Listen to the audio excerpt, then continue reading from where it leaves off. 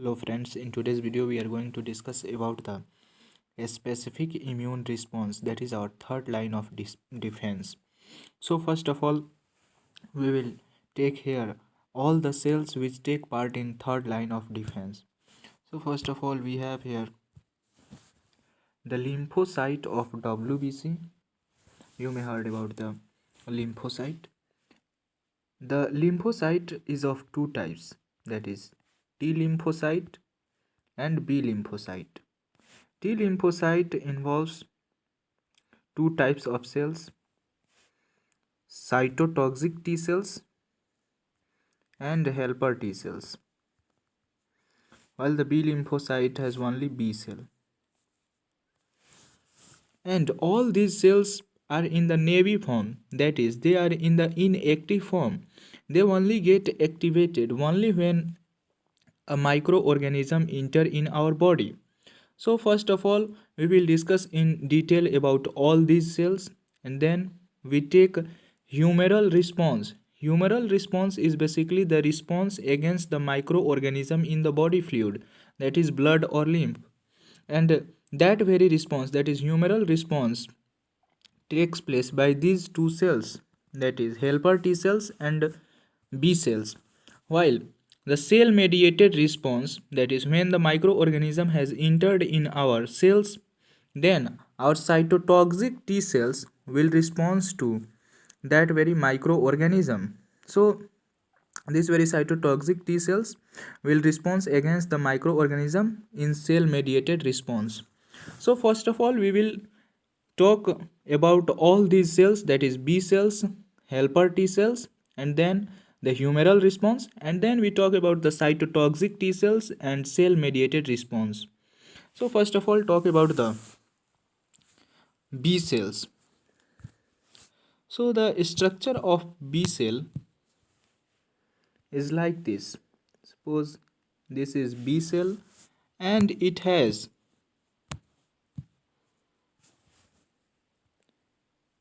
about 10,000 membrane bound antibodies on one B cell. It has a heavy chain, two similar heavy chain and two similar or identical light chains. So here is one B cell, and let us take here the another B cell which has also 10,000 membrane bound antibodies. I'm just showing one antibody because it will take too much time to make 10,000 antibodies, membrane bound antibodies. So these two B cells are different from each other in terms of the structure of antibodies. These antibodies has a different variable portion here. So this antibody has a different variable portion. This will have the same. And all the 10,000 antibodies which are present on one B cell, membrane bound antibodies, has same variable portion. But this very B cell has different variable portion.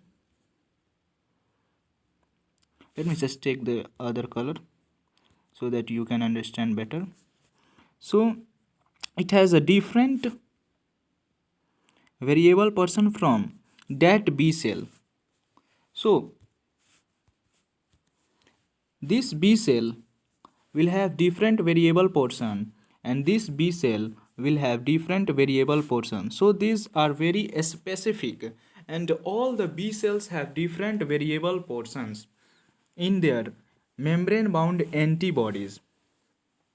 And these B cells have a protein on the surface of it which we called MHC2 protein, that is major histocompatibility complex 2. So this is MHC2 protein which is similar in all B cells. Only the variable portion in membrane bound antibodies are different in different B cells, which gives a specificity to them. So this is our B cell. Now let us talk about helper T cells. So I'm just going to draw here the helper T cell. Suppose this is one helper T cell. This is another helper T cell. Now the helper T cell has also a specific structure like the membrane bound antibody, which is known as T cell receptor. Suppose this is our T cell receptor, and in this helper T cell it also has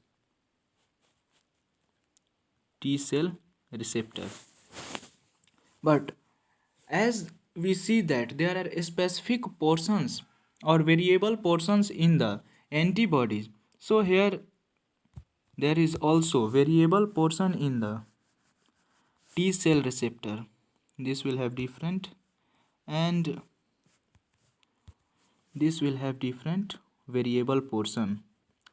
So I mean to say that all the T helper T cells or B cells are specific. Each B cell is specific and each helper T cell is also specific. We will see that each cytotoxic T cell will also be specific when we talk about the cell mediated response. So this is the basic structure of B cell and helper T cell. Now we will discuss about the humoral response. But before discussing about the humoral response, we should discuss that why we need humoral response or why we need third line of defense, because we have already discussed that in second line of defense also the phagocytes kills the microorganisms by the process of phagocytosis. Then why we need third line of defense? What is the failure of second line of defense? Where does the second line of defense fails to kill that very microorganisms? So first of all, let us talk about the failure of second line of defense. That will tell us about the need or necessary of the third line of defense. So first of all, I am going to take here a dendritic cell, which is a phagocyte. So this is our dendritic cell. Suppose a virus has entered in our body. Suppose this virus has entered in my body. So what my dendritic cell does is that it will engulf the virus. So the virus is engulfed here, and then it will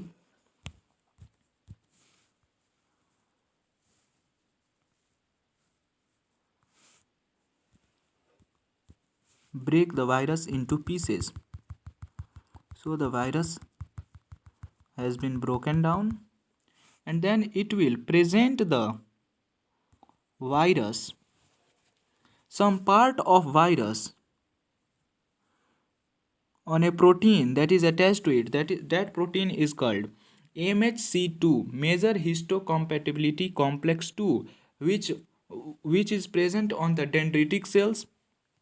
Dendritic cell is a type of phagocytic cell, and it will present the piece of some parts of virus on the MHC2 complex. So here is MHC2 complex. We will discuss here in detail about the importance of representation of this very part of virus on MHC2. But the main purpose of discussing this topic is that where is the failure of the second line of defense? So this very dendritic cell only traps about very few microorganisms, but in our blood a large number of microorganisms has already entered, and the viruses are so mobilized that they are not trapped by the dendritic cells. So the dendritic cells need something which can help them, and they need some type of materials which can hold the viruses so that the dendritic cells or other phagocytic cells can kill the virus. So they actually need something that can hold.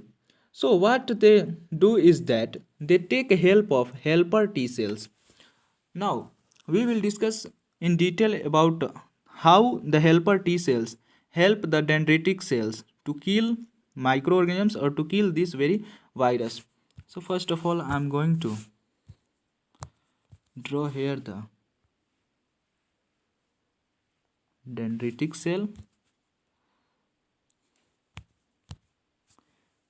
which has MHC2, and it has broken down the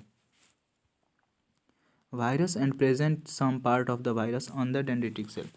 Now on the MHC2, so now we will discuss about the helper T cells. So I'm going to draw here a helper T cell.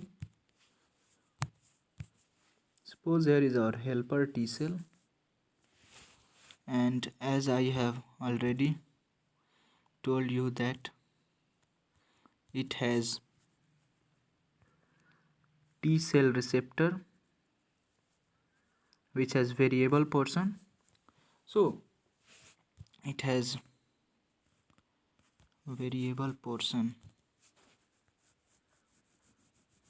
So there are lot of helper T cells, but only that helper T cell will bind to this very MHC2, that is antigen representing cell.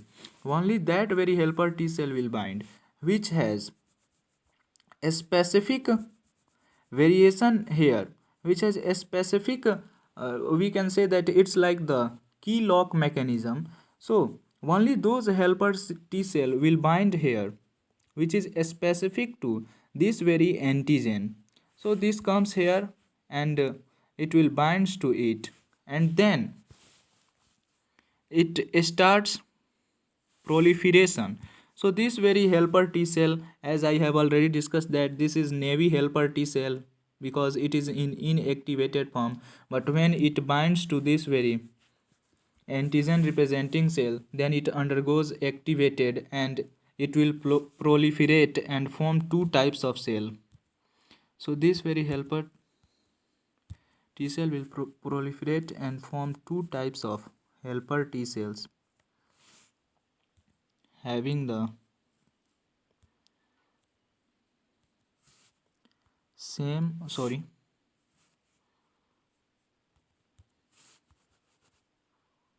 oh, what happens here, let me just clear all these things.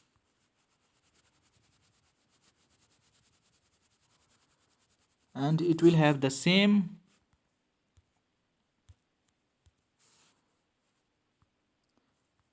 T cell receptor. So it will have the same T cell receptor, and this cell will also have the same T cell receptor having same variable portion, because this is formed from navy helper T cell. So it will have the same variable portion in the T cell receptor. Now one of the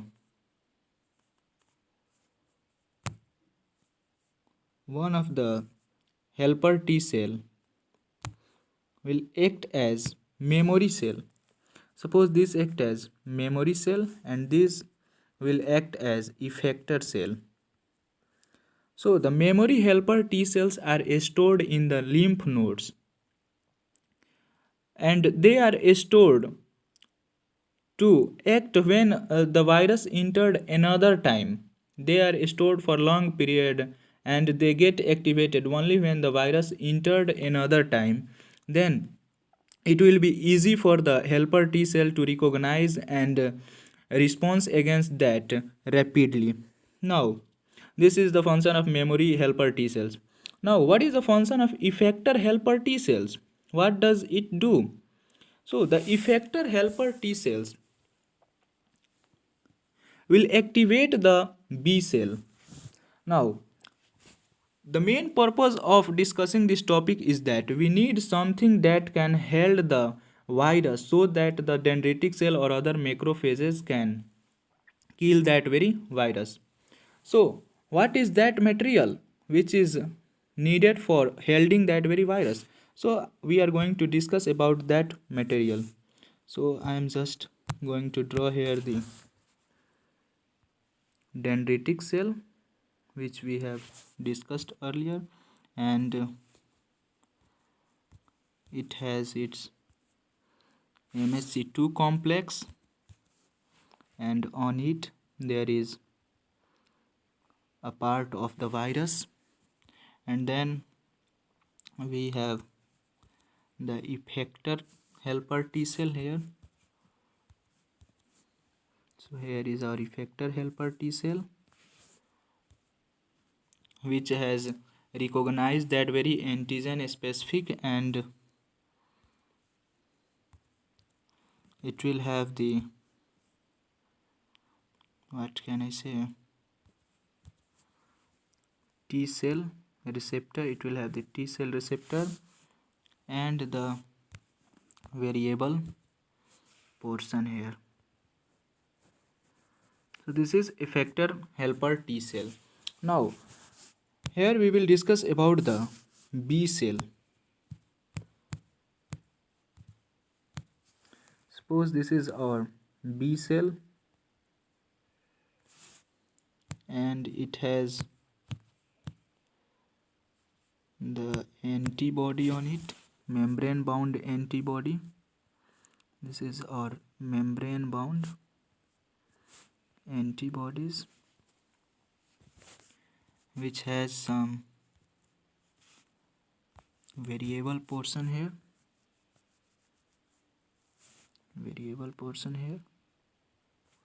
so that virus which has entered in the dendritic cell, same virus may attach to this very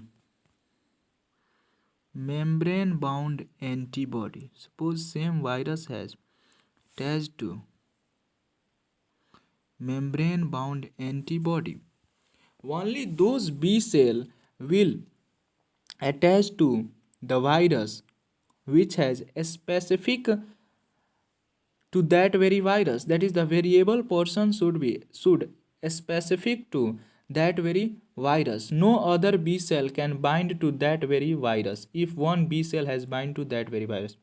Now what this B cell does it that it engulfs the virus and takes it in and breaks it and represent it on the MHC2 complex.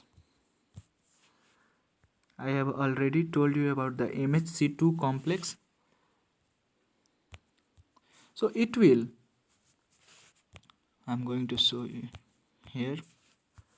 Suppose this is our B cell and it has taken the virus in and breaks it, and then it has represented that on the MHC2. So the B cell has taken the virus inward by phagocytotic movement or inner protein movement, we can say inner membrane movement, and breaks the virus and presented it on MHC2. The same virus which has entered in the in the dendritic cell, the same virus has also entered and represented on the MHC2 of B cell. Now the B cell is not till activated. It needs a proof that is this virus entered in the dendritic cell or is this virus entered in other phagocytic cells. So, and who knows that the same virus has entered in this very dendritic cell here. This very effector helper T cell knows that yes, this very virus has entered in the dendritic cell which want help from this very helper T cell. So this very helper T cell comes and it will bind to this MHC2 complex. So I'm going to show here. Here comes the effector helper T cell having its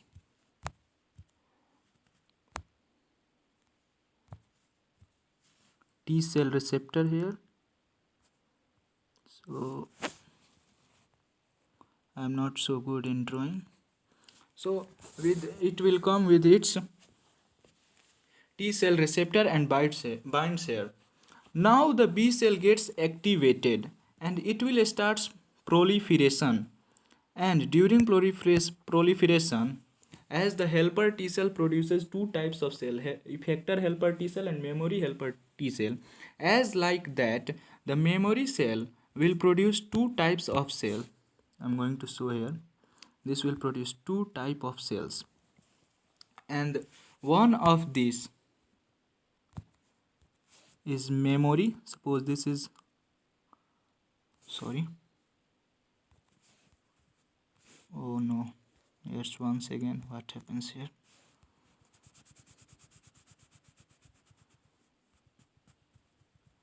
So now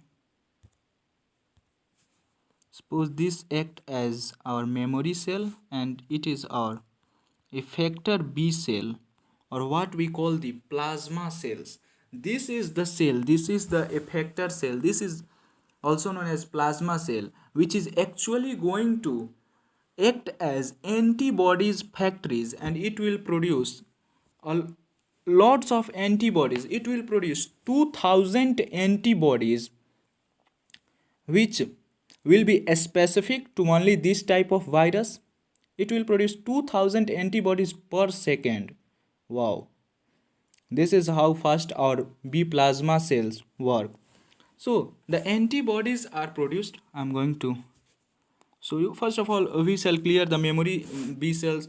So memory B cells are actually, they are going to stored in the lymph nodes, and they again, as like the memory helper T cells, they will again work when the virus entered in the body second time, and they are stored for a long period of time, up to 5 or 10 years they can be stored. So the effector B cells or plasma cells, B plasma cells, will produce antibodies. So I'm going to show here that how is the antibodies are produced. So this will produce antibodies. Antibodies have two similar heavy chains and two light chains. So these are 2000 antibodies are produced per second, and this very antibody will be specific to only this very virus. So why we are talking, or why we are discussing all these things? Because we need something that can bind to the virus and held it, so that the phagocytic cells can kill that very virus. So this is the thing, that is, this is the material which will hold the virus, so it will flow in the, we can say, flow in the blood or our lymph body fluids, and it will catch the virus, hold it, and ask for the dendrites or other phagocytic cells to come and kill that very virus. So this is the function of antibody. Now when this very antibody binds to the virus, then that is known as opponization. And here is also a topic, a term, that is the part of the virus which binds to the membrane bound antibody, that part is known as epitope. So this is two term. Epitope is the part of the virus which binds to the membrane bound antibodies, and opponization is when the antibodies catches the virus and held it, and tell the dendritic cells or other phagocytic cells that hey, I have come and I held this very virus, come and kill this very virus. So this is the humoral response against the microorganism in the blood. But what is outside of the blood? When the virus has entered in a cell, then how our body responds to that very, in that very case. So let us talk about the cell mediated response. So I am going to firstly draw here, sorry, suppose this is my body cell, And every nucleated cell in our body has a protein on its surface which is known as MHC1, major histocompatibility complex 1. So this is our nucleated body cells, and all the cells in human being are nucleated except RBCs. So when a virus enter in this very cell, suppose a virus has entered in this very cell, so what antibody cannot reach to that very cell, so there is no chance of that antibody comes and binds to, because it is outside of the blood, and antibody floats only in the lymph or blood, so there is no chance of antibody to help in this case. So what this cell does is that it tells the cytotoxic T cells, as I have told that cytotoxic T cells help in cell mediated response. So now I'm going to just draw here a cytotoxic T cell, and it also has, as like helper T cell, it also has T cell receptor which has variable portion. So all the cytotoxic T cells are different from each other. So we are talking about the body cell, this very body cell which is infected with the virus. So the virus will hijack this very cell machinery, all the cell machinery such as our ribosomes, mitochondria, etc. are hijacked by the virus, and they start their own genetic material replication and form new viruses. So what this cell does is that it knows that I'm going to die because the virus has entered in it. So it will try to save other cells. So how it save other cells is that it will say to this very cytotoxic T cells that hey, the virus has entered in me. Come and kill me and protect my other neighbor cells. So this very cytotoxic T cell will come and bind to this very cell. But how does it bind to this? We will have to discuss about it. So the body cell, suppose here is the body cell, and some part of the virus, some part of the virus is represented on the MHC1 by the body cell. So some part of the virus is represented on MHC1. Now, now this, sorry, now this very, oh, what happens here?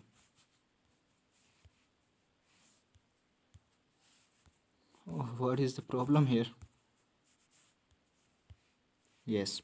So now this very cytotoxic T cell will come. This is also in inactive form, that is navy cell. This is also navy cell, inactive form. Now this very cytotoxic T cell will come and binds on this very MHC1 representing cell, and then it will proliferate. So I am going to show you in detail that how this very our cytotoxic T cell will proliferate and form effector cytotoxic cells, T cells, and memory cytotoxic T cell.